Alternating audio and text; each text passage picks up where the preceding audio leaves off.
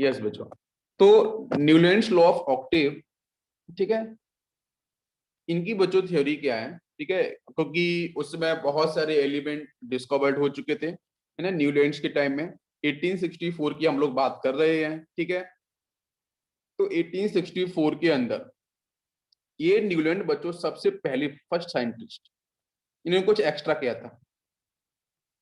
Newland basically the first scientist, इन्होंने क्या काम किया था, इन्होंने बच्चों सबसे पहले कोरिलेट किया था properties of element with atomic mass. मैं आपको इसके पहले के जो आपके साइंटिस्ट आए हैं, उन साइंटिस्टों ने प्रॉपर्टी के बारे में कोई खास जिक्र नहीं किया था। प्लीज बच्चों ध्यान देना, इनके पहले के 1864 से जो पहले के साइंटिस्ट हैं, उन लोगों ने बिल्कुल भी प्रॉपर्टीज पे फोकस नहीं किया था। उन्होंने सिर्फ एटॉमिक मास पे फोकस किया था कि जो भी एलिमेंट्स प्रेजेंट हैं उनको ट्रेड सिस्टम में लेके चले जाओ, है ना, उनका कुछ पेयर्स कुछ इस तरीके से डिजाइन करो, है ना। तो मतलब मैं आपको ये बताना चाह रहा हूँ, न्यूलैंड एक ऐसे साइंटिस्ट थे जिन्होंने सबसे पहले प्रॉपर्टीज, जो केमिकल और फिजिकल प्रॉपर्टीज होती हैं, ठीक है, केमिकल और फिजिकल प्रॉपर्टी, देखो फिजिकल प्रॉपर्टी का मतलब आपको समझ में आता है कि जहाँ पे आपका बॉइलिंग पॉइंट हो, बिल्टिंग पॉइंट हो, डेंसिटी हो, है ना, आपकी फ्रिक्वेंसीज हो, ये डिफरेंट टर्म्स को उन्होंने रिलेट किया। और केमिकल प्रॉपर्टीज का मतलब रिएक्शन है, रिएक्टिविटी को लेके है। तो न्यूलैंड एक्चुअली में एक म्यूजिशियन थे, उनकी फैमिली म्यूजिशियन से रिलेट करती थी, गाने वाने बजाए, गाने वाने का शौक बहुत था, ठीक है। तो इन्होंने क्या किया, साइंटिस्ट भी थे, ऐसा नहीं कि एक आदमी बहुत सारे काम कर सकता है, बिल्कुल कर सकता है, जैसे आप लोग कर रहे हो, ठीक है, फिजिक्स पढ़ रहे हो, केमिस्ट्री पढ़ रहे हो, मैथमेटिक्स पढ़ रहे हो, बाकी अदर सब्जेक्ट भी पढ़ रहे हो।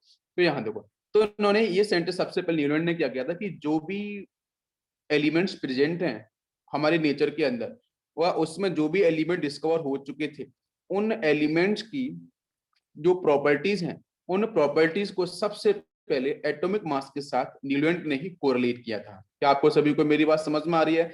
लेकिन जब एलिमेंट्स का अरेंजमेंट किया गया, तो एलिमेंट्स का अरेंजमेंट बच्चों on the basis of their atomic मास किया गया है। एटॉमिक वेट, केमिस्ट्री में मास और वेट बच्चों एक ही होता है, ठीक है, मास और वेट एक ही बोला जाता है, ठीक।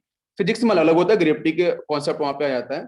तो न्यूलैंड ने जो भी एलिमेंट्स का जो अरेंजमेंट किया है वो increasing order of their atomic मास या एटॉमिक वेट के रिस्पेक्ट में। लेकिन एक बात जरूर उन्होंने फोकस करी कि जो every earth element has property similar to the first element. मतलब एर्थ एलिमेंट को कैसे, जैसे बच्चों समझो भाई, म्यूजिशियन थे, मैंने जैसे पहले ही बताया, तो बेटा उन्होंने क्या, देखो यहाँ से जो आपके सा री गा मा पा धा नी एंड सा, ये सा फिर से रिपीट हुआ है, ध्यान दो। ये जो लास्ट वाला सा देख रहा है ना, देखो हम लोग इनऑर्गेनिक बहुत अच्छे से पढ़ेंगे, धीरे धीरे पढ़ेंगे, हर बात को समझते हुए, ठीक है, जल्दबाजी कुछ भी नहीं है, ठीक है। तो ये जो देखो आपका सा दिख रहा है, ये आपका जो लास्ट में सा मिल रहा है एर्थ पोजिशन वाला, ये बच्चों रिपीट हो रहा है ना, ये आपका रिपीट हो रहा है। तो मतलब 1 से लेके 7 तक ध्यान से फोकस करो, 1 से लेके 7 तक, ये 1 हो गया है, 2 3 4 5 6 7। तो भाई मजेदार कहानी तो ये थी कि न्यूलैंड्स की जो फैमिली थी वो बेसिकली म्यूजिशियन फैमिली थी। ये आपके इंग्लिश केमिस्ट थे, इंग्लिश साइंटिस्ट थे, इनका पूरा नाम है 1864 में इंग्लिश केमिस्ट इनका, ये जॉन अलेक्जेंडर न्यूलैंड्स इनका पूरा नाम है, इस पे जाने की जरूरत नहीं, पूरा नाम मुझे ध्यान ही रखना है, इनकी प्रॉपर्टीज को ध्यान रखना है। ये न्यूलैंड सबसे पहले साइंटिस्ट थे जिन्होंने एलिमेंट्स की प्रॉपर्टीज को रिलेट किया था, एलिमेंट्स की प्रॉपर्टीज को रिलेट किया था बच्चों उनके एटॉमिक मास के साथ। लेकिन जो अरेंजमेंट किया वो on the basis of their increasing atomic mass किया। लेकिन वो जो आपका कॉन्सेप्ट था बच्चों, वो आपके जो नोट्स होते हैं ना, जो म्यूजिक के नोट्स होते हैं, सा रे गा मा पा धा नी, है ना, लास्ट में फिर से सा आता है, फिर से रिपीट, दिस इज, ये रिपीट होगा, ये बात आपको ध्यान रखनी पड़ेगी, ठीक है। तो इन्होंने क्या बोला कि भाई जब एलिमेंट्स को मैं अरेंज कर रहा हूं उनके एटॉमिक मास, उनके एटॉमिक बेस वेट के ऊपर, तो इन्होंने ऑब्जर्व किया कि जो एवरी एर्थ एलिमेंट है वो बच्चों सिमिलर प्रॉपर्टीज को होल्ड कर रहा है फर्स्ट एलिमेंट के साथ। जैसे देखो ये जो एर्थ एलिमेंट होगा ना, ये फर्स्ट के साथ मैच करेगा। नेक्स्ट सेकंड एलिमेंट के साथ बात करें तो यहाँ पे 8 हो गया, एर्थ आपका हो गया। देन उसके बाद यहाँ से कौन आएगा, 9 आएगा, 10 आएगा। मैं भी सीरीज पूरी डिस्कस करूंगा, तो यहाँ पे जो 10th एलिमेंट होगा वो इसके साथ मैच करेगा, वो मैं सीरीज को एक्सप्लेन करूंगा अभी। तो बेसिक पार्ट क्या था कि फर्स्ट एलिमेंट की प्रॉपर्टीज मैच कर रही थी एर्थ एलिमेंट के साथ। तो दैट्स व्हाई इसको बच्चों बोला गया न्यूलैंड्स लॉ ऑफ ऑक्टेव। जैसे था ना ट्रेड सिस्टम था, दो बिजनेस का ट्रेड था, एक तो 3-3 का पेयर सिस्टम था, तीन का सेट था, उसमें बीच वाले एलिमेंट का एटॉमिक मास बच्चों क्या था, एवरेज वैल्यू थी, मीन वैल्यू थी किसकी, फर्स्ट और थर्ड एलिमेंट्स की। उसी तरीके से इनका नाम हो गया ऑक्टेट। ऑक्टेट का मतलब 8 सिस्टम, 8 एलिमेंट्स का सिस्टम है ना, उसको ऑक्टेव बोला गया। तो it was due to similarity with musical notes where every eighth note is the repetition of the first one as shown below। तो नीचे मैंने यहाँ पे एक्सप्लेन किया हुआ है। क्या सभी को समझ में आया? बेसिक सा पॉइंट है, यहाँ तक क्लियर हुआ सभी को? यस यस बच्चों, यहाँ तक क्लियर हुआ सभी को? एक बार बताइए आप सभी लोग, फिर चलते हैं हम लोग नेक्स्ट पॉइंट पे। बिल्कुल, यस, थैंक यू। बिल्कुल। अब बच्चों हम लोग यहाँ पे ना ध्यान से फोकस करते हैं। देखो यहाँ पे हम लोग जो सीरीज है उसको एक्सप्लेन करने वाले हैं। देखो तो बेटा उस समय क्या था कि जो नोबल गैसेस थी ना, जो आपकी नोबल गैसेस थी उस समय पूरी तरीके से डिस्कवर्ड नहीं हुई थी, नोबल गैस की डिस्कवरी नहीं हुई थी। तो नोबल गैस आपको न्यूटन की थ्योरी में कहीं भी देखने को नहीं मिलेगी, बिकॉज उस समय बिल्कुल भी नोबल गैस की डिस्कवरी बच्चों 19वीं सेंचुरी की स्टार्टिंग हुई है। उस समय तक कोई भी नोबल गैस की डिस्कवरी नहीं हुई थी। जो एलिमेंट डिस्कवर हुए थे उनको ही इन्होंने जो आपका ऑक्टेव सिस्टम है ना, उसके अकॉर्डिंग इन्होंने अरेंज किया। तो सबसे पहला एलिमेंट उसमें बच्चों आपका आया कौन सा, ध्यान देते हैं। देखो लिथियम जो 7 है, दिस 7 इज द एटॉमिक मास है ना, एटॉमिक मास आप देख रहे हो 9 12, देन आपका यहाँ पे 14 16 एंड आपका 19। तो this is basically the increasing order. ठीक है, ये इंक्रीजिंग ऑर्डर के अंदर एटॉमिक मास को रिलेट किया गया। अच्छा मैं सारे गामा पा यहाँ पे लिख भी देता हूँ एक बार। ठीक है, देखो यहाँ से ये आपका हो गया है सा रे गा मा पा धा एंड नी। नी के बाद बच्चों फिर से सा आएगा, तो सा फिर से आ गया। ठीक है, अच्छा अब ध्यान से देखो हम लोग फोकस करते हैं। हुआ क्या, वही तो बोलते हैं केमिस्ट्री सब कुछ मिक्सअप है, हर चीज का जो नेचर के अंदर प्रेजेंट है उसी का मिक्सअप है, नथिंग एल्स। ठीक है, तो हुआ क्या बच्चों, आप ध्यान दो। नेक्स्ट बेटा नी के बाद फिर से सा आएगा, सा का मतलब बेटा फिर से आपका सोडियम। नेक्स्ट रे का मतलब मैग्नीशियम। नेक्स्ट आपका एल्यूमिनियम, सिलिकॉन, फास्फोरस, सल्फर है ना, क्लोरीन 35.5 एटॉमिक मास या वेट, पोटेशियम, लास्ट आपका कैल्शियम। ठीक है, तो इनका जो कॉन्सेप्ट था बच्चों वो सिर्फ और सिर्फ अप टू कैल्शियम तक ही एप्लीकेबल था। अप टू कैल्शियम मतलब जो आपके लोअर मॉलिक्यूलर वेट वाले जो कंपाउंड थे, जो एलिमेंट से लोअर मॉलिक्यूलर वेट में टर्म यूज कर रहा हूं, मतलब 40 AMU, जिसको हम लोग 40 यूनिट मास भी बोलते हैं, 40 यू भी बोलते हैं। यू का मतलब यूनिफाइड मास होता है। आजकल इसको हम इससे रिप्रेजेंट करते हैं। जैसे आपने देखा होगा ना कि आजकल बहुत सारे बच्चों के नाम छोटे छोटे से रखे जा रहे हैं। पहले क्या था, बहुत लंबे लंबे नाम हुआ करते थे। ठीक है, दया शंकर, रमा शंकर, बहुत बड़े बड़े नाम। आजकल छोटा छोटा सा नाम हो गया। तो उसी तरीके से जो AMU है ना, ये बड़ा सा नाम है, एटॉमिक मास यूनिट।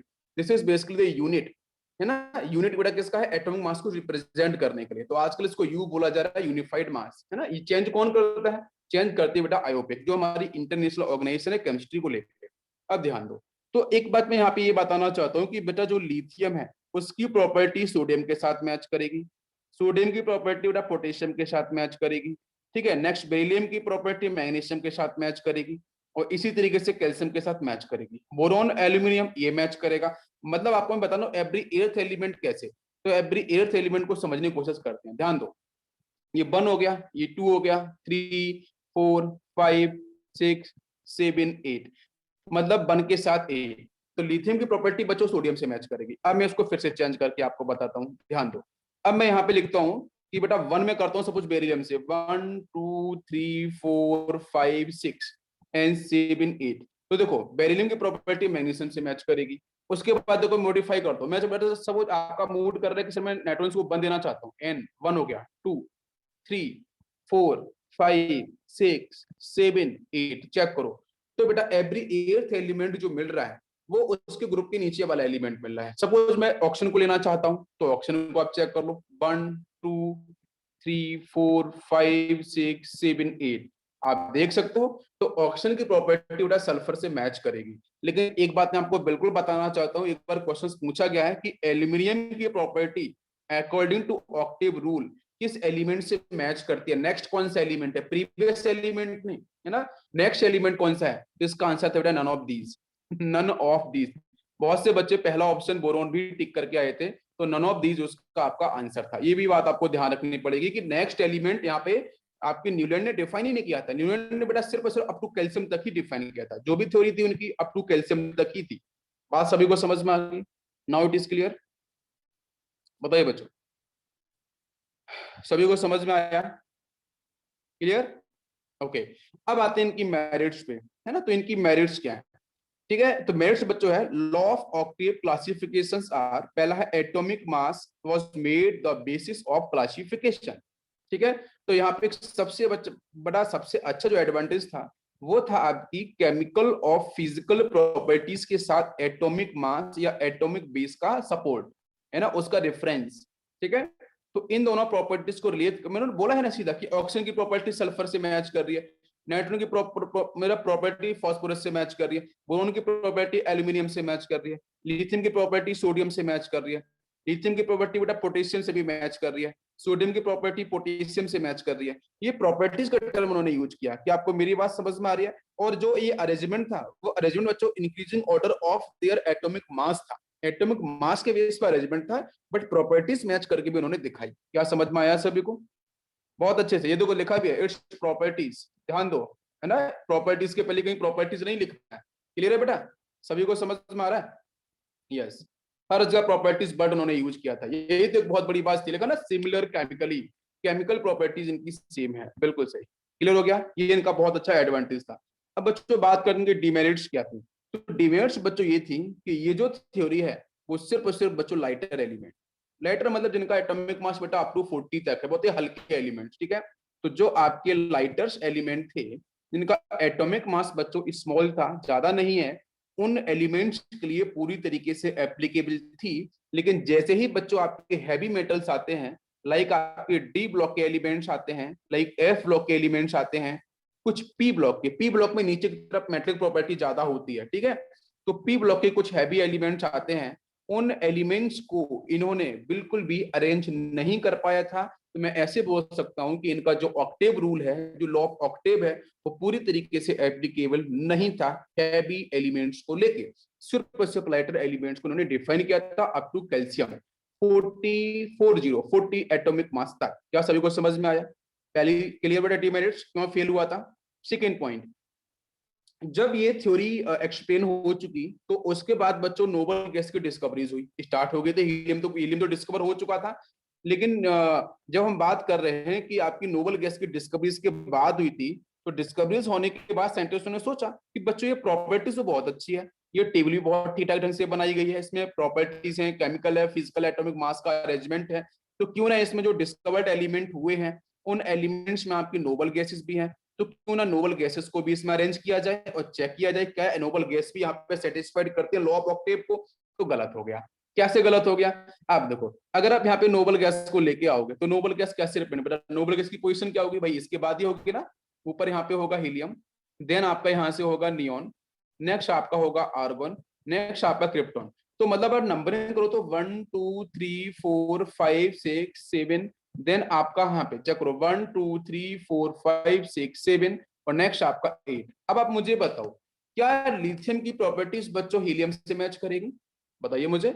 मैं सिंपल सा पूछूं आपसे, चलो मैं थोड़ी देर पूछता हूँ कि मैंने बेटा सपोज मान चलो ऑक्सीजन को लिया फर्स्ट, तो इसका एर्थ एलिमेंट कौन सा, तो लेट्स चेक। ठीक है, तो चेक करते हैं, ऑक्सीजन चेक करते हैं। ऑक्सीजन को मैंने बंद दिया सपोज, है ना, 2 ये हो जाएगा, 3 आपका नियोन हो जाएगा, then 4 5 6 7 8।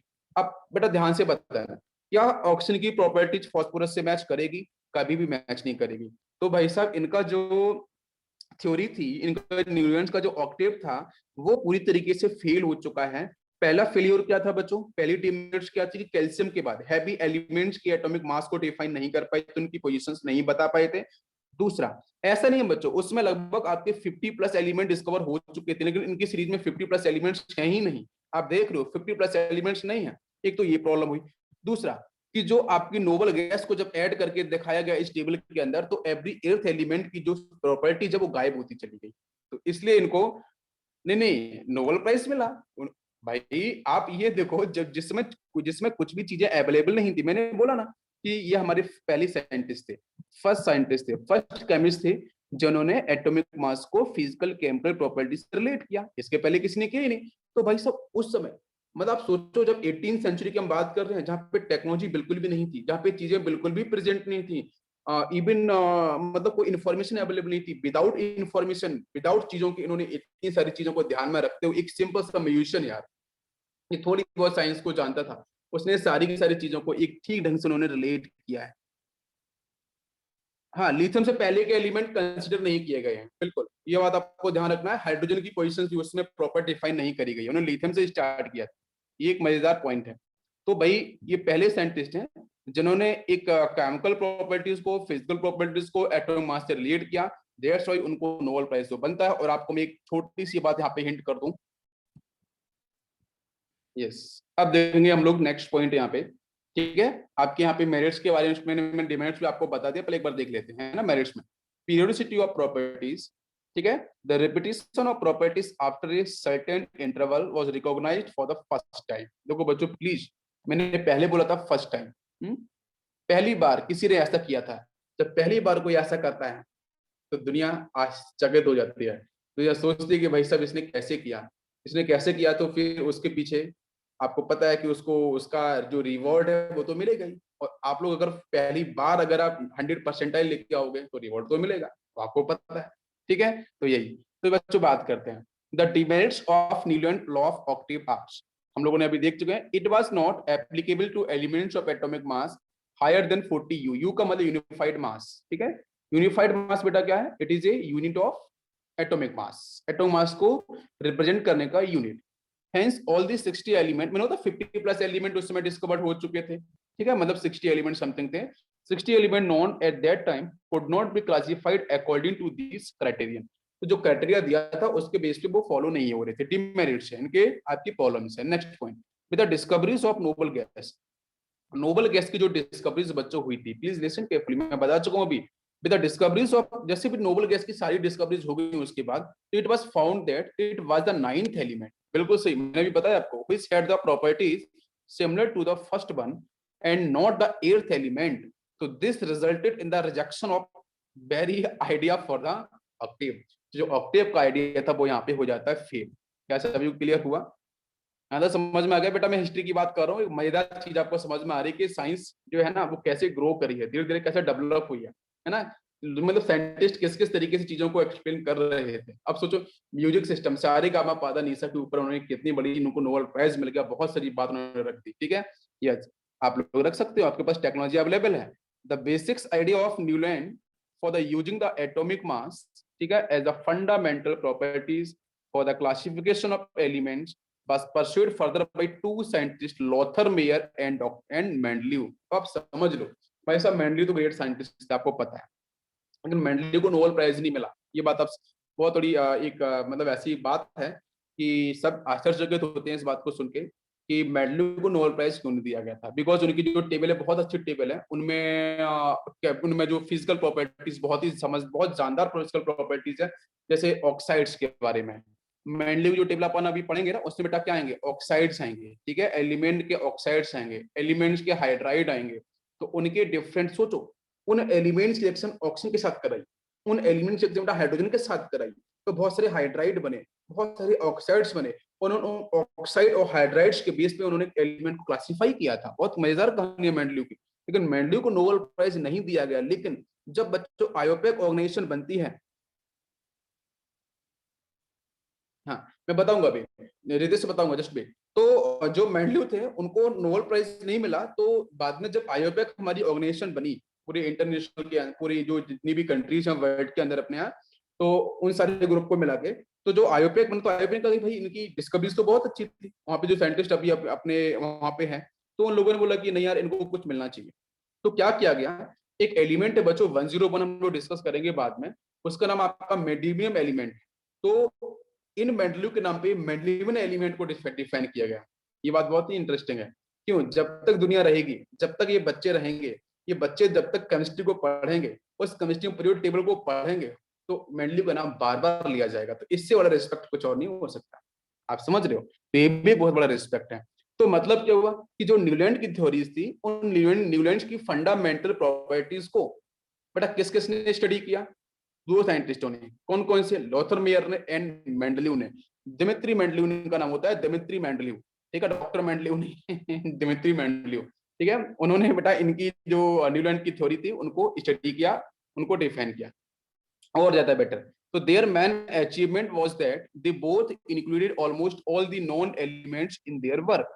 We shall, however, discuss the classification proposed by Mendeleev, which was accepted more widely and the basis of modern classification. तो यहाँ से बच्चों होता है जनरेट मॉडर्न क्लासिफिकेशन इनकी थ्योरीज के हिसाब से, बिकॉज प्रॉपर्टीज यहाँ पे डिस्कस हो चुकी है। यहाँ तक सभी को समझ में आ गया होगा बच्चों? किसी बच्चे कोई कंफ्यूजन है बताइए। अब बच्चों हम लोग चलने वाले हैं लॉथरमेयर की तरफ। इंटरेस्टिंग कहानी है लॉथरमेयर की। यस, अब एक बच्चे ने पूछा है कि सर यहाँ पे आपने केमिकल प्रॉपर्टीज एक्सप्लेन ही नहीं किया, तो मैं कर देता हूँ, ध्यान दो। जैसे अपन ने अभी सारे का पादा नीसा किया था ना, तो जरा आप आओ पा के साथ आओ, है ना, पा एक मूवी थी ना पा। हाँ, तो पा पे आते हैं। पा पे बेटा कौन सा एलिमेंट था? कार्बन। अरे याद करो, कार्बन था। उसके नीचे कौन सा था बेटा? सिलिकॉन। अब लिसन केयरफुली। तो बेटा केमिकल प्रॉपर्टीज को मैं बताना चाहता हूँ। जैसे कार्बन के साथ बच्चों आया हाइड्रोजन, तो बनता है CH4, बनता है ना CH4। कौन सा टाइप बेटा बना है? MH4 टाइप, है ना, MH4 टाइप। अच्छा, सिलिकॉन कैसे बेटा? अगर सिलिकॉन रिएक्शन में कराता हूँ हाइड्रोजन गैस के साथ, अगर मैं सिलिकॉन के साथ H2 गैस का सर्कुलेशन कराता हूँ बेटा, कार्बन प्लस H2 गैस, बेटा सर्कुलेशन का सिंबल ये होता है, ठीक है, this is symbol of circulation. PPT अलग होता है, ये सर्कुलेशन का सिंबल है गैस के लिए। तो उस केस में बेटा यहाँ पे जब H2 गैस ऐड की जाती है, तो यहाँ से बच्चों सेम जो MH4 टाइप का आपका जो जनरल मॉलिक्यूलर फॉर्मूला है, तो वही बच्चों यहाँ से मिलेगा, और वो होगा आपका SiH4। तो आप देख सकते हो सिमिलर टाइप के हाइड्रेट बच्चों यहाँ पे क्या हो रहे हैं? फॉर्म हो रहे हैं सभी। इसको बोलते हैं silicon, this is called silicon, this is called methane. क्या बात समझ में आ रही है? जैसे बच्चों इसके पा के बाद कौन आया था, तो उसको भी जरा मैं रिलेट कर देता हूँ, है ना। पा के बाद कौन कौन से एलिमेंट के सीक्वेंस आए थे जरा बताइए मुझे। पा के बाद धा आता है, धा आता है ना। और धा में बेटा कौन से एलिमेंट थे? नाइट्रोजन था, फॉस्फोरस था, दो ये एलिमेंट थे। तो चलो बेटा मैं बात करूँ फिर से हाइड्राइड के बारे में। तो यहाँ बच्चों बन रहा था NH3 टाइप हाइड्राइड, और यहाँ से आपका बन रहा था PH3 phosphine and ammonia gas. ये दो चीजें आपकी बननी थी, ठीक है। तो बेटा जनरल फॉर्मूला दोनों का मैच कर रहा था, MH3 टाइप। आप देख रहे हो कि जो फिजिकल प्रॉपर्टीज के साथ जो केमिकल प्रॉपर्टीज है वो बिल्कुल बच्चों बराबर से मैच कर रही है। जैसे मैं और एग्जांपल दे सकता हूँ। जैसे बच्चों आया था पा धा नी में कौन कौन से एलिमेंट आए थे जरा बताओ मुझे। ऑक्सीजन आया था और सल्फर आया था, तो इनके भी हाइड्राइड तो बनाओ।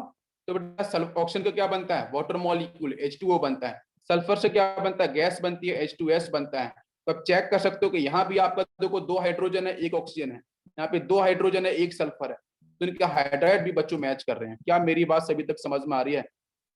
Very easy. क्या सभी क्लियर हो गया? तो सेम टाइप के कंपाउंड्स आपके जनरेट हो रहे हैं, तो मतलब सेम टाइप की प्रॉपर्टीज यहाँ पे फॉलो की जा रही है। Now it is clear? बड़ा क्लियर हुआ सभी को? ध्यान रहेगा? यस, एक्चुअली प्रॉपर्टीज को बताना जरूरी था, नहीं तो फिर प्रॉपर्टीज आपको यहाँ पे क्लियर नहीं होती। चलो थैंक यू।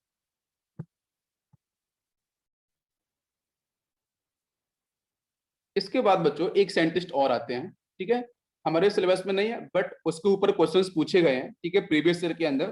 तो एनटीए ने क्वेश्चंस पूछे हैं, तो क्यों ना हम उसके बारे में एक बार स्टडी कर लें। एक बेटा साइंटिस्ट का नाम आता है, उनका नाम है AEB डी केनकोर टॉइस। अब भाई ये नाम है, अब अपना तो नाम है नहीं, ठीक है, भारत वाला नाम जानते हो कैसा नाम होता है, ठीक है, सीता गीता रीता राम श्याम रामू श्यामू ये सब नाम होते हैं। तो भाई ये तो आपने जानते हो, ये सब विदेशी नाम है, ये बहुत लंबे लंबे नाम होते हैं, बस नाम से देख लो। AEB मैंने शॉर्ट में लिखा है, ठीक है। इतना लंबा नाम भाई साहब कैसे? AEB, ठीक है।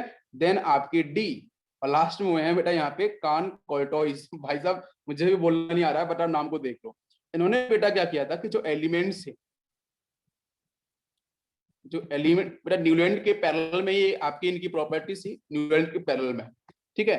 तो इन्होंने जो एलिमेंट्स को बच्चों अरेंज किया था, वो कुछ रिंग रिंग मतलब समझते हो, जो घेरा होता है ना, स्प्रिंग, स्प्रिंग आपको पता होगा बेसिकली, ठीक है। तो जो स्प्रिंग का होता है सकता कुछ इस तरीके से सिलेंड्रिकल शेप था, ऐसा सिलेंड्रिकल शेप था। उस सिलेंड्रिकल शेप के अंदर स्प्रिंग जैसा रहता है, मतलब यहाँ से अगर मैं इसको रिलेट करूं तो कुछ यूं तरीके इस तरीके से, ठीक है, ये ऐसा सिलेंड्रिकल शेप में उन्होंने क्या किया था, एलिमेंट्स को अरेंज किया था। इसको मैं घुमा देता हूँ यहाँ, ठीक है। इस तरीके से उन्होंने अरेंज किया था, जहां पे बच्चों एलिमेंट सीक्वेंस क्या था। यहाँ से अगर मैं स्टार्ट करूँ तो ये था आपका हाइड्रोजन, देन था इसके बाद बिल्कुल पैरेलल में था, यहाँ पे लिथियम था, नेक्स्ट आपका सोडियम था, मैग्नीशियम था, एल्यूमिनियम था, सिलिकॉन था। देन उसके बाद बच्चों ऊपर आपका यहाँ पे क्या आएगा, फॉस्फोरस आएगा। देन आपका इसके बाद यहाँ से आपका लिथियम हो गया है, सोडियम हो गया, ठीक है। नेक्स्ट आपका, हाँ, फॉस्फोरस के बाद जो भी एलिमेंट सल्फर आएंगे, ये सारे के सारे एलिमेंट्स का यहाँ पे इन्होंने प्रॉपर अरेंजमेंट किया था। तो एक बेसिक सा पैटर्न क्वेश्चन पूछा गया था कि ये जो आपका साइक्लिक जो रिंग लाइक स्ट्रक्चर है, इसको बेटा किस साइंटिस्ट ने प्रपोज किया था, उनका नाम आप प्लीज ध्यान रखो, ठीक है। आपको बोलना नहीं आएगा मैं जानता हूं, लेकिन फिर भी एक बार देख सकते हो, AEBD, ठीक है, कैन कोल्टोइस करके इनका नाम है।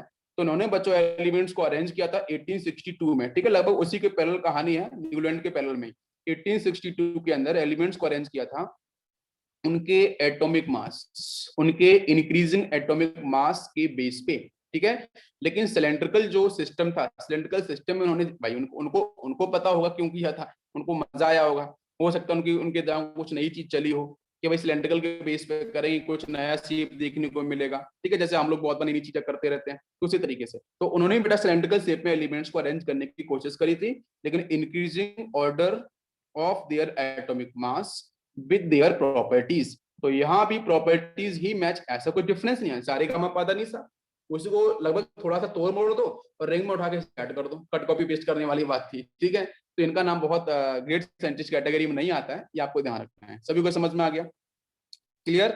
लेकिन ये अरेंजमेंट बच्चों फेल हो जाता है, क्यों फेल होता है, क्यों फेल होता है, बिकॉज ये जो आपका साइक्लिक स्ट्रक्चर है, इस साइक्लिक स्ट्रक्चर के अंदर जो प्रॉब्लम आई थी आपके न्यूलैंड के अंदर, वही प्रॉब्लम यहाँ पे आई थी कि जो भी आपके हैवियर एलिमेंट हैं जिनका एटॉमिक मास बेटा 40 से अधिक है, उन एलिमेंट्स को यहाँ पे पोजीशंस ये नहीं दे पाए, ठीक है। इसलिए इनकी ये भी थ्योरी यहाँ पे फेल हो जाती है आपकी, इनकी कैन कोल्टोइस की। ये बात समझ में आ गई, यहाँ तक क्लियर सभी को, ओके। इसके बाद बच्चों आते हैं नेक्स्ट साइंटिस्ट लॉथर मेयर, ठीक है, LOTHAR। तो लॉथर मेयर ने तो बच्चों स्टडी करी थी इनकी थ्योरीज की, मैंने अभी जस्ट आपको बताया था, इनकी थ्योरीज बच्चों स्टडी करी थी आपकी ऑक्टेट सिस्टम, पूरे ऑक्टेट सिस्टम को आपको एक्सप्लेन किया था, उसको स्टडी किया था, ध्यान देते हैं। तो लॉथर मेयर ने भी सबसे पहले, ये आपके फर्स्ट साइंटिस्ट हैं जिन्होंने एलिमेंट्स को अरेंज किया है उनके इंक्रीजिंग एटॉमिक मास के बेस पे, लेकिन वो जो increasing order of their atomic mass elements का, वो बच्चों ग्राफिकल था। कैसा था, ग्राफिकल था, ग्राफ के हेल्प से था। बहुत इंटरेस्टिंग कहानी है भाई साहब, ग्राफ के बेस पे पहले किसी, बिकॉज लॉथर मेयर का जो रिलेशन था, जो फैमिली का रिलेशन बेटा, वो मैथमेटिशियन फैमिली थी। तो लॉथर मेयर ने सबसे पहले सोचा कि भाई कोई म्यूजिशियन था तो म्यूजिक की तरह सोच लिया, उन्होंने बेटा सिलेंड्रिकल सोच लिया। लॉथर मेयर का बेटा फैमिली कुछ इस भाई देखो, जिस बैकग्राउंड से बिलोंग करते हो तो उसका इंप्रेशन तो पड़ता है कहीं ना कहीं, तो आपको समझ में आता है कि थोड़ा बहुत तो पड़ता ही है। कोई अगर बहुत ही अच्छी फैमिली से बिलोंग करता है जिसमें बहुत ही चीजों को सही ढंग से बताया जाता है कि आपको ऐसे करना है, ऐसे करना है, तो कहीं ना कहीं वो इंप्रेशन आपको इन फ्यूचर दिखता है, बच्चों के साथ दिखता है, हर किसी के साथ दिखता है। तो वही चीज थी। तो लॉथर मेयर की जो फैमिली थी, बच्चों मैथमेटिशियन फैमिली से बिलोंग करते थे, उन्होंने कहा कि भाई सब मैं ऐसा कर सकता हूँ कि जो एलिमेंट्स है ना, उनके एटॉमिक मास, उनकी जो प्रॉपर्टीज है, उनको मैं ग्राफ के बेस पे बनाना चाहता हूँ। तो ठीक है, तो लॉथर मेयर बच्चों पहले साइंटिस्ट होते हैं जिन्होंने सबसे पहले एटॉमिक मास, भाई ग्राफ है तो एक्स बाई एक्सिस लिया था, एक्स और बाई एक्सिस, ये एक्स एक्सिस ये बाई एक्सिस। तो एटॉमिक मास के साथ बच्चों इन्होंने फॉलो किया था क्या, एटॉमिक मास के साथ प्रॉपर्टीज, और वो प्रॉपर्टीज बच्चों में डिस्कस करूंगा, फ्रीक्वेंसी क्या आती है अभी डिस्कस करेंगे थोड़ी देर में। तो एटॉमिक मास के साथ जो एलिमेंट की प्रॉपर्टी, भाई उसमें प्रॉपर्टी डिस्कस हुई थी किसके साथ बेटा, अभी न्यूलैंड ऑक्टेव के साथ। तो एटॉमिक मास के साथ प्रॉपर्टीज को उन्होंने रिलेट किया था, ठीक है, किसके ऊपर, ग्राफ के ऊपर प्लॉट किया था, और दुनिया के अंदर के पेपर पब्लिश भी हुए थे। बिकॉज ये जो आपका क्लासिफिकेशन है बहुत सुंदर सा क्लासिफिकेशन है, बिकॉज मेंडलीव का जो क्लासिफिकेशन है यहीं से बहुत सारा कट कॉपी पेस्ट प्रॉपर्टीज की गई थी, ठीक है, हम लोग बात करेंगे, ठीक है। यहां तक बात समझ में आई, अरे सभी क्लियर हो गया, क्लियर है सभी को।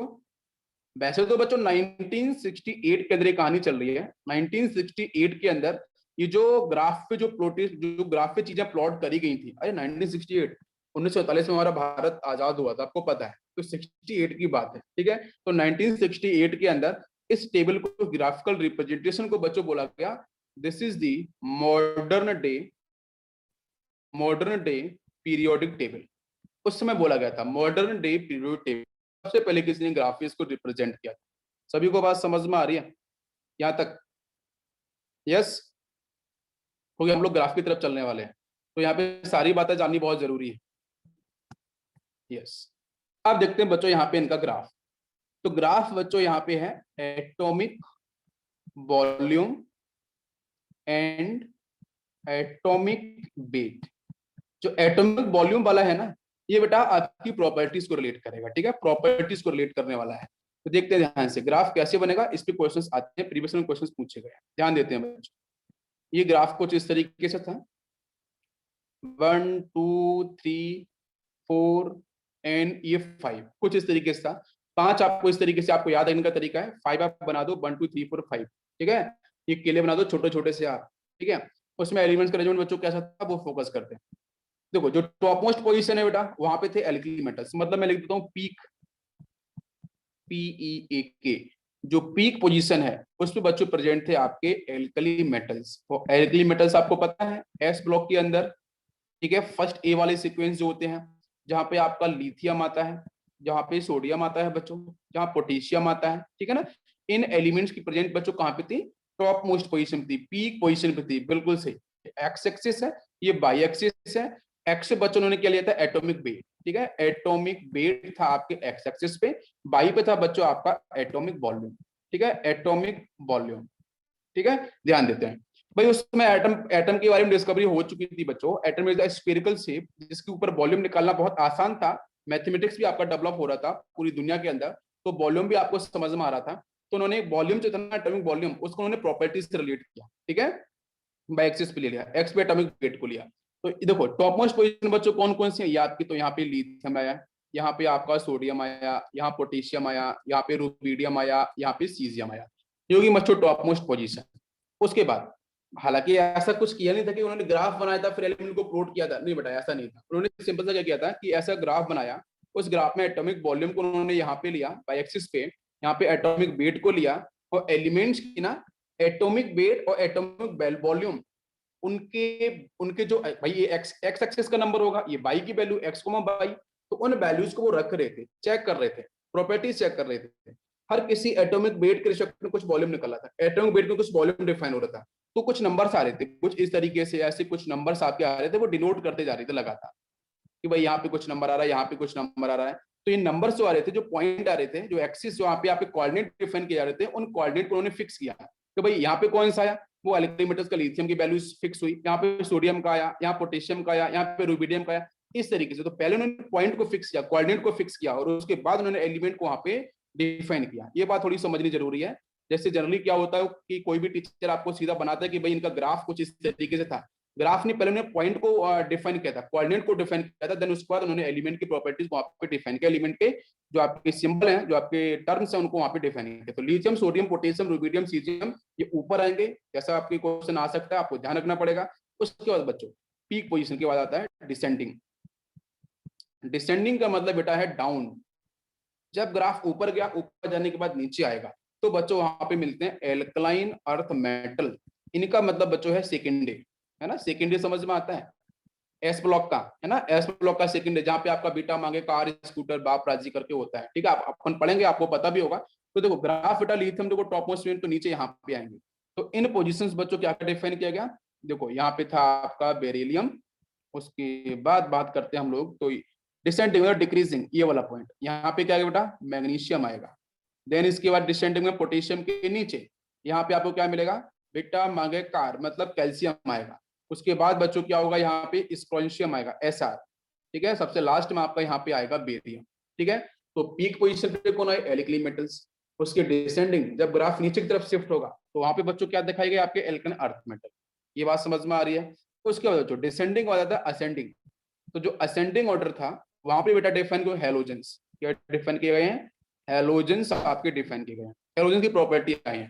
तो बेटा असेंडिंग का मतलब क्या, इंक्रीजिंग, कि ग्राफ नीचे आएगा फिर से ऊपर की तरफ भागेगा। तो इसका मतलब यहां से स्टार्ट हुआ था, ये था फ्लोरीन, यहाँ बच्चों था क्लोरीन, यहाँ पे था आपका ब्रोमीन, और यहाँ पे था आपका आयोडीन, ठीक है। और जो आपकी बॉटम पोजीशंस है, तो बॉटम पोजीशन बेटा हैवी मेटल, जिसमें मेटलॉइड थे, जिसमें आपके डी ब्लॉक एलिमेंट्स है, जिसमें ट्रांजिशन एलिमेंट्स है, जिसमें inner transition F block elements है, वो सारी के सारी आपका आई थी बॉटम पोजीशन पे। इन पोजीशंस पे जो बॉटम पोजीशंस आपको दिख रही हैं, इन बॉटम पोजीशंस पे आपके हैवी एलिमेंट्स आपके डिफाइन किए गए हैं। इसमें बेटा आपका आता है आयरन आता है, वेनेडियम आता है, ठीक है। उसके बाद आपका यहाँ पे कॉपर आ गया, कोबाल्ट आ गया, निकिल आ गया, ठीक है। ये सब डिफाइन, तो उसमें सिल्वर वगैरह आ गए, तो वो सारे के सारे आपके नीचे डिफाइन किए गए थे। तो आपको बिल्कुल समझ में आ गया। एक बार रिपीट करते हैं स्टार्टिंग से। भाई ऊपर पोजीशन पे कौन है, पीक पोजीशन ग्राफ के, एल्कली मेटल्स, ठीक है। डिसेंडिंग में कौन है बेटा, एल्कन अर्थ मेटल्स आएंगे, ठीक है। उसके बाद बेटा यहाँ पे असेंडिंग इंक्रीजिंग में कौन आएंगे, हेलोजेंस आएंगे, और आपके बॉटम पोजीशंस पे कौन आएंगे, आपके हैवी मेटल्स। क्लियर हो गया सभी को? यस। तो इस ये जो कर्व बना, उस कर्व में क्या समझ में आया? उस कर्व में ये समझ में आया कि जो एलिमेंट्स प्रेजेंट हैं विद पैरेलल या सिमिलर प्रॉपर्टीज ऑक्यूपाई सिमिलर या parallel position in the curve. जैसे लिथियम देखो टॉप पे है, तो सोडियम भी उसी के टॉप पे ही है, सेकंड में पोटेशियम इधर टॉप पे है, और रुबिडियम सीजियम। बाकी अब जितनी भी एलिमेंट्स देख रहे हो, उनकी पोजीशन जो कर्व में डिफाइन की गई है, वो कहीं ना कहीं बच्चों उनकी सिमिलर प्रॉपर्टीज को डिफाइन कर रही है, उनकी पोजीशन। क्या यहाँ तक क्लियर हुआ सभी को? Yes. Lothar mayor is clear? Yes. अब लॉथर मेयर के अंदर थोड़ा एक्स्ट्रा भी आपको मैं यहाँ पे एक्सप्लेन करूंगा कि जो लॉथर मेयर जो कर्व है, उस लॉथर मेयर कर्व के अंदर एटॉमिक वॉल्यूम के साथ एलिमेंट के एटॉमिक मास को डिफाइन कर दिया गया। लेकिन यहाँ पे जो कॉन्सेप्ट है डेंसिटी, तो लॉथर मेयर ने डेंसिटी को भी स्टडी किया था। डेंसिटी के ऊपर भी इनके कर्व हैं। डेंसिटी के साथ बच्चों इनका एटॉमिक वेट का भी कर्व है, जो हमारे सिलेबस में है ही नहीं, ठीक है। तो उस पर जाने की जरूरत नहीं है। उन्होंने बहुत सारे कर्व डिफाइन किए थे, डेंसिटी के साथ भी डिफाइन किया था, लेकिन एक बात कॉमन थी कि डेंसिटी के साथ एटॉमिक वेट था, ठीक है। अभी हमने पढ़ा था वॉल्यूम के साथ एटॉमिक वेट था। तो सारे के सारे कर्व बच्चों जो बनाए गए थे, वो ये ध्यान में रख के बनाए गए कि सारे के सारे जो एलिमेंट प्रेजेंट हैं, वो आपके सॉलिड कैसे बच्चों हैं, सॉलिड स्टेट में प्रेजेंट हैं। कोई भी लिक्विड स्टेट में प्रेजेंट नहीं है। अगर लिक्विड स्टेट में प्रेजेंट होता तो उसका वॉल्यूम कुछ अलग तरीके से डिफाइन करते। वहां पे डेंसिटी की बात करेंगे तो डेंसिटी भी आपकी डिफर कर जाएगी, वो आपकी आपकी डिसबैलेंस होगी, उसकी वैल्यूज कुछ और डिफाइन की जाएगी। तो एक बात कॉमन थी कि लॉथर मेयर के जितने भी कर्व थे, वो सारे के सारे कर्व इस बेस पे थे कि उनके दिमाग में ये चल रहा था कि सारे के सारे एलिमेंट बच्चों कैसे हैं, सॉलिड स्टेट, सॉलिड फेज में प्रेजेंट है, ना तो कोई लिक्विड फेज में है, ना ही कोई गैसियस फेज में है। ये बात आपको ध्यान रखनी है। या सभी को मेरी बात समझ में आई? यहाँ तक क्लियर? क्लियर? यस। अब बात करते हैं कि हम ऑब्जर्वेशन पे। तो इनका जो ऑब्जर्वेशन था उसको सिर्फ आपको सुनना है ध्यान से। पहला जो ऑब्जर्वेशन था, फर्स्ट ऑब्जर्वेशन की बात करते हैं, तो elements having similar properties occupy similar position in the curve, ठीक है। समझ में बेटा? सिमिलर जो प्रॉपर्टीज थी, सिमिलर प्रॉपर्टीज वाले जो एलिमेंट्स थे, वो सिमिलर पोजीशंस को होल्ड कर रहे थे कर्व के अंदर। पहला पॉइंट ये है। सेकेंड पॉइंट के बारे में बात करते हैं। एल्कली मेटल्स बच्चों टॉप मोस्ट पोजीशन पे थे, जिसको बोलते हैं क्रस्ट, ठीक है। टॉप मोस्ट पोजीशन पे थे कर्व के। Second point, Alcon earth metal बच्चों कहां पे प्रेजेंट थे, डिसेंडिंग पॉइंट पे। आपको बताया मैंने, जब ग्राफ आपका कर्व आपका डिक्रीजिंग में होगा। हेलोजेंस कहां पे थे बेटा, असेंडिंग इंक्रीजिंग वाले पे थे, है ना, जब कर्व आपके क्रस्ट की तरफ मूव करेगा। हैवी एलिमेंट्स मेटलॉइड, ये सारे के सारे आपके थे टॉप पोजीशन पे, जो नीचे कर्व के नीचे वाली पोजीशन थी वहां पे प्रेजेंट थे। तो सभी को समझ में आ गया? Clear? Now it is clear. तो बच्चों ये जो डेंसिटी है, ये जो वॉल्यूम है, उसका मतलब क्या है? उसका मतलब केमिकल प्रॉपर्टीज नहीं है, उसका मतलब फिजिकल प्रॉपर्टी है। क्या मतलब उसका? फिजिकल प्रॉपर्टीज, ठीक है। जो भी डेंसिटी है, जो वॉल्यूम का रिप्रेजेंटेशन है, वो सिर्फ बच्चों फिजिकल प्रॉपर्टीज का ही रिप्रेजेंटेशन है। समझ में आ रहा है? तो इनका जो पीरियोडिक फंक्शन था, इनका जो पीरियोडिक फंक्शन था, वो एटॉमिक मास के साथ एटॉमिक वॉल्यूम था और आपकी एटॉमिक डेंसिटी थी। ये सिर्फ इनका क्या था बच्चों, आपका पीरियोडिक फंक्शन था। मतलब पीरियोडिक फंक्शन का मतलब क्या है कि देखो, what is the meaning of function, कि एक पर्टिकुलर टाइम के बाद फिर से वो चीज आपकी रिपीट हो, वो सेम नेचर की प्रॉपर्टीज, उसको बोलते हैं पीरियोडिक फंक्शन। हम मैथमेटिक्स में पढ़ते हैं ना, y equal to fx, different functions पढ़ते हैं, आपने पढ़ा होगा जरूर कि भाई जो y की वैल्यू जो भी निकल के आएगी, वो x की वैल्यूज पे डिपेंड करेगी ना। ये सारी चीजें हम लोग पढ़ते हैं, ठीक है। तो जो पीरियोडिक फंक्शन यहाँ पे था, जो रेगुलरिटी थी, जो एक पर्टिकुलर टाइम के बाद जो चीजें रिपीट हो रही, रिपीटिशन हो रहा था, हमें इसलिए फंक्शन यूज किया है। तो पर्टिकुलर टाइम पर जो वैल्यू रिपीट हो रही थी, जो प्रॉपर्टीज रिपीट हो रही थी, वो आपके यहाँ पे जो लोथरमेयर कर्व है उसमें डेंसिटी और एटॉमिक वॉल्यूम के साथ, एटॉमिक वेट के साथ जो रिलेट किया गया ग्राफ, वो सेम प्रॉपर्टीज के एलिमेंट आपके रिलेट हो रहे थे। ठीक है, आपके रिपीट हो रहे थे। क्या सभी को समझ में आया? क्लियर? ओके, अब इनके डिमेरिट्स पे आते हैं। तो ये डिमेरिट्स आपको ध्यान देना है। ठीक है, डिमेरिट्स की बात करते हैं कि भाई इतने अच्छे से काम किया तो डिमेरिट्स क्या गलतियां रह गई। पहली चीज कि ये जो बेटा जो आपका कर्व था वो प्रैक्टिकली बहुत सारे लोगों को समझ में नहीं आया। तो एक पहली चीज तो ये भाई, उसमें लोगों के पास इतना दिमाग तो था नहीं, तो भाई साहब मैथमेटिक्स को लेकर चीजों लेकर इससे रिलेट कर सकें, कुछ लोगों के पास ही था। ठीक है, तो प्रैक्टिकली ये जो आपकी ग्राफ है वो आपकी पॉसिबल नहीं हो पाई, लोगों ने उसे एक्सेप्ट नहीं किया, बिकॉज ये थोड़ी सी कॉम्प्लेक्स नेचर की थी। इसका जो नेचर था वो बहुत ही कॉम्प्लेक्स नेचर था, उन्होंने दुनिया को समझा नहीं पाया। उसमें फेसबुक और व्हाट्सएप था नहीं, ठीक है, इंस्टाग्राम, आजकल सब कुछ है। कुछ भी समझाना है दुनिया में भेज दो आप फटाफट से आपका वो घूम जाएगा चारों तरफ, सबको हर कोई देख सकता है। तो ये चीज तो दुनिया को समझाना काफी डिफिकल्ट था, इसलिए इनका डिमेरिट्स बन जाता है। क्लियर? दूसरी पॉइंट कि यहाँ पे आपके जब डी ब्लॉक एफ ब्लॉक के अलावा कुछ और अदर एलिमेंट्स आते हैं, ठीक है, जिनकी प्रॉपर्टीज थोड़ी सी डिफरेंट है, तो उन प्रॉपर्टीज को भी यहाँ पे फिट नहीं कर पाए। बात के जो साइंटिस्ट आए हैं उन लोगों ने इस ग्राफ के अंदर उन प्रॉपर्टीज को भी, मतलब जिसमें बोल सकते हैं कंफ्यूजन, बहुत जबरदस्त कंफ्यूजन कर्व में क्रिएट हुआ। तो ये कर्व इसलिए बहुत सारे साइंटिस्ट ने एक्सेप्ट नहीं किया, तो वो भी यहाँ पे इनका फेलियर डिफाइन होता है। अब आते हैं बच्चों हम लोग मेंडलीव की तरफ। ठीक है, तो मेंडलीव की पीरियड टेबल बहुत ही इंटरेस्टिंग है, उस पर करते हैं हम लोग डिस्कशन।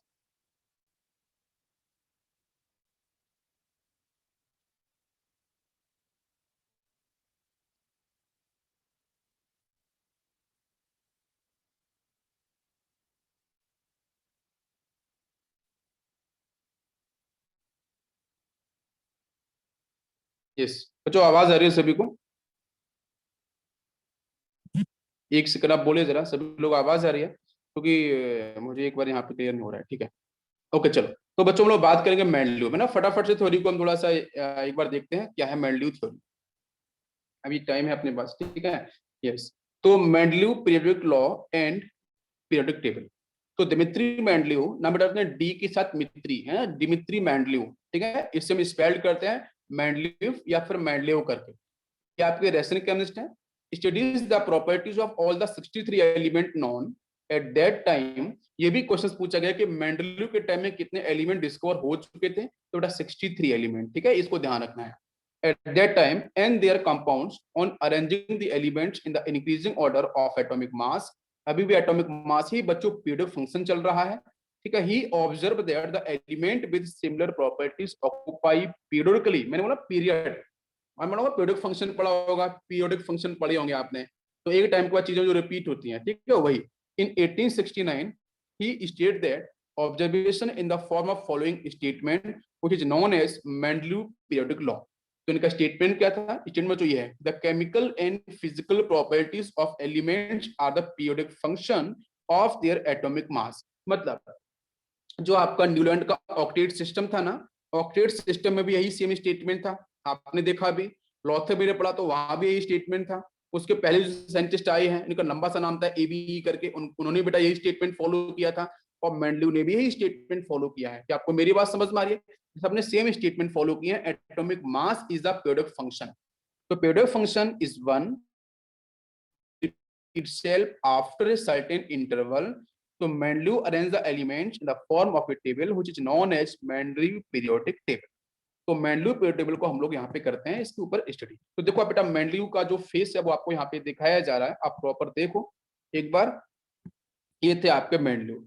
थ्योरी देखो बेटा 1834 से इनका वर्थ हुआ है और 1907, ठीक है। ये इनका आपका टाइम पीरियड यहाँ पे है, आप देख सकते हो। और इनका जो आप फेस आपको दिख रहा होगा, देखो बाल बहुत बड़े बड़े हो गए हैं पढ़ाई करते करते, रिसर्च करते करते, और ये बहुत ही ग्रेट लोग थे। तो देखते हैं इनके ऊपर, इनकी पीरियड टेबल के अंदर क्या क्या और भी नई चीजें हैं। तो Mendeleev arranged the elements in the increasing order of their atomic mass in the horizontal row, ठीक है। एटॉमिक मास को बच्चों कहाँ पे किया? हॉरिजॉन्टल रोज में। हॉरिजॉन्टल रोज मतलब बेटा कुछ हॉरिजॉन्टल, कुछ इस तरीके से, ठीक है। Till he came across an element whose properties were similar to those of first element, ठीक है, रिपीट किया, मतलब यहाँ से स्टार्ट किया, इधर चलना शुरू किया, यहाँ तक पहुंचे, फिर से वापस रिटर्न मारा तो फिर से सेम एलिमेंट मिले, फिर से फिल किया, है ना। क्या बेटा क्या चल रहे थे वो आपके हॉरिजेंटल चल रहे थे इस तरीके से, यहाँ पे गए, फिर यहाँ पे आए, फिर यहाँ पे आए, इस तरीके से वो हॉरिजेंटली चल रहे थे। और एक टाइम के बाद में पीरियडिकली क्या हो रहा था कि नेक्स्ट एलिमेंट जो आ रहे थे वो एक ऊपर वाली सीरीज से कंपैरिजन में नीचे वाला जो सीरीज जनरेट हो रही थी वो सिमिलर प्रॉपर्टीज को होल्ड करने वाले एलिमेंट, ठीक है। Yes, second row of element. The success of Mendeley classification was due to fact that he laid more emphasis on the properties of elements rather than on atomic mass. ठीक है, atomic mass के comparison में आपने यहाँ पे इन्होंने जो आपकी प्रॉपर्टीज थी उस पर ज्यादा फोकस किया. Occasionally he could not find the element that would fit in particular position. He left such positions vacant for the elements that were yet to discovered. He even predicted the properties of such element of that इन्होंने देखो, इन्होंने एक ना bold move चला, ध्यान देना, उन्हें बहुत ही जबरदस्त बोल्ड मूव क्या चला कि जो एलिमेंट उसमें डिस्कवर्ड भी नहीं हुए थे उन एलिमेंट्स को डिफाइन करने के लिए उनकी पोजीशंस खाली छोड़ी थी, उनकी पोजीशंस खाली छोड़ी थी। और उनकी पोजीशंस खाली छोड़ने का मतलब क्या था कि on the basis of their chemical properties, on the basis of their chemical properties and physical properties, ठीक है। मैं रिलेट करूंगा इसको, बहुत इंटरेस्टिंग कहानी है, अभी इसको फोकस करते हैं हम लोग, ठीक है। तो इन्होंने क्या किया कि भाई बहुत से एलिमेंट ऐसे थे जो उसमें डिस्कवर्ड नहीं हुए थे, उन एलिमेंट्स की जो पोजीशन थी उनको यहाँ पे इन्होंने वेकेंट किया था। अब उसके ऊपर बात करते हैं किस तरीके से वेकेंट किया था। यस, तो देखो यहाँ पे इन्होंने क्या किया था, उनका सिंपल से मैं बताऊं कि मेंडलीव ने बेटा हाइड्रोजन गैस और O2 गैस डिस्कवरी हो चुकी थी, इन दोनों गैस को यूज किया, रिएक्शन परफॉर्म कराई। तो जैसे बच्चों इन्होंने क्या किया, हाइड्राइड, जब एस रिएक्शन कराई तो बेटा क्या मिला, हाइड्राइड। तो इनके कंपाउंड्स में पॉपुलर है हाइड्राइड्स कंपाउंड, और ऑक्सीजन के साथ करी तो बेटा मिलता है ऑक्साइड कंपाउंड। तो ऑक्साइड्स और हाइड्राइड टेबल को भी इन्होंने जनरेट किया था, वो मैं आपको बताऊंगा कौन कौन सी कैटेगरीज है, कौन कौन से टाइप्स में आता है। अच्छा, दूसरा इन्होंने बच्चों जो इंपिरिकल फॉर्मूला हम लोग पढ़ते हैं मोल कॉन्सेप्ट के अंदर, इन्होंने इंपिरिकल फॉर्मूला पे भी बहुत फोकस किया था। इंपिरिकल फॉर्मूला को भी इन्होंने ठीक ठाक डिफाइन किया था और इंपिरिकल फॉर्मूला की प्रॉपर्टीज को फॉलो किया था, as well as molecular formula को भी इन्होंने डिफाइन किया था कंपाउंड्स के, उन एलिमेंट्स की, ठीक है। लेकिन ऑक्साइड्स मतलब रिजर्वेशन रखा था, हाँ बिल्कुल सुजल, इन्होंने पहले प्रेडिक्ट कर दिया था कि दुनिया में ऐसा होने वाला है मतलब नए एलिमेंट डिस्कवर होने वाले, उन एलिमेंट्स के बारे में बताएंगे, एका सिलिकॉन एका, ये सब आते हैं, अभी बताऊंगा, ठीक है। उसमें एका का मतलब होता है सिंगल, वो संस्कृत का वर्ड है, संस्कृत का वर्ड है बेटा एका, एका, ठीक है, अभी बताएंगे उनके बारे में। तो इन्होंने इस तरीके से फोकस किया, और जब एलिमेंट्स को अरेंज किया ना, तो अरेंज करने के टाइम में उन्होंने एक अपना बेसिक पैटर्न फॉलो किया। ये बेसिक पैटर्न मैं आपको उनकी बुक से लाके बता रहा हूँ, उनकी बुक में बताया गया है, ठीक है, इनकी जो बुक पब्लिश हुई है उसके अंदर, ठीक है, कुछ पेपर्स हैं। तो सबसे पहले उन्होंने कहा कि बेटा कुछ इस तरीके से सीक्वेंस बनाया था, ध्यान दो, ये सीक्वेंस बनाया था। इस सीक्वेंस में कुछ इस तरीके से मैं प्लेटफॉर्म जनरेट कर देता हूँ, जो उनकी टेबल थी। पहले था बच्चों यहाँ पे हाइड्रोजन, नेक्स्ट इसके बाद था lithium, then beryllium, then boron, carbon, nitrogen, then आपका ऑक्सीजन। एक और हम लोग बढ़ा सकते हैं इस तरीके से, ठीक है, और उसी के नीचे इसको भी इंक्रीज कर सकते हैं, ध्यान दो इस तरीके से। और हाइड्रोजन का जो हाइड्रोजन बेटा गैस की फेज में है, ध्यान दो, इसके नीचे बेटा वो लेके आए आपको यहाँ पे फ्लोरीन, वो भी गैस की फेज में होता है। उसके नीचे बेटा क्लोरीन लेके आए, ठीक है, वो भी गैस की फेज में उन्होंने डिफाइन किया था। अब ध्यान दो, हाइड्रोजन का बेटा एटॉमिक मास कितना होता है, 1 AMU। फ्लोरीन का एटॉमिक मास जल्दी से बताओ कितना होता है, 19। ओके ठीक है, चलो यार,